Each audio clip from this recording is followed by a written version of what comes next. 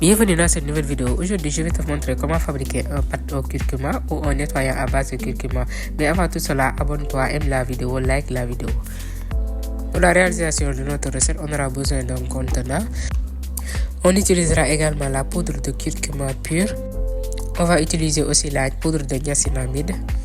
Également, on aura l'acide kojic. Pour apporter de la douceur, on aura le gel d'aloe vera pur. Le cocobétaïne, appelé aussi CAB, va être utilisé comme tensioactif moussant. Notre dernier ingrédient sera la glycérine. Pour commencer, on va venir verser un tout petit peu d'eau dans notre récipient en verre. Ensuite, on va venir verser notre gel d'aloe vera pur dans notre eau. Le gel d'aloe vera va apporter un effet apaisant et hydratant à la peau. Il va réduire aussi les irritations, accélérer la réparation de la peau. L'ajout de la glycérine va venir contrer les effets asséchants des poudres de curcuma et d'acide kojic. Voilà, il va aussi hydrater la peau. On va bien mélanger pour rendre le truc assez homogène.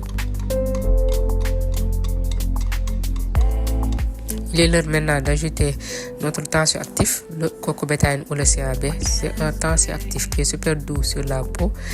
Il apporte aussi beaucoup de mousse. On va remuer encore pour permettre à tous les ingrédients de se mélanger à nouveau. Vient maintenant le moment d'ajouter les ingrédients stars de notre recette, à savoir la niacinamide. La niacinamide est aussi appelée vitamine B3.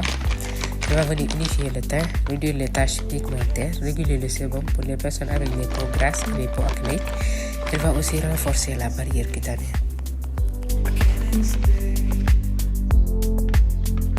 Notre deuxième poudre va être la poudre d'acide kojic dipalmitate. L'acide kojic est un actif dépigmentant puissant. Il va cibler les taches brunes, les cicatrices d'acné, les marasmes. Elle va éclaircir progressivement le teint. On va dissoudre nos actifs dans l'eau chaude parce qu'ils sont hydrosolubles.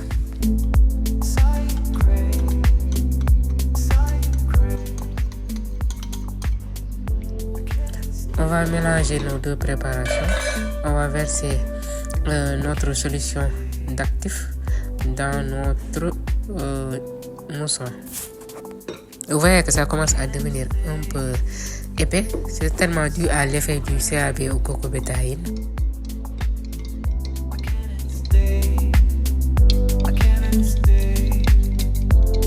Enfin, notre dernier ingrédient va être la poudre de curcuma qui est un excellent anti-inflammatoire.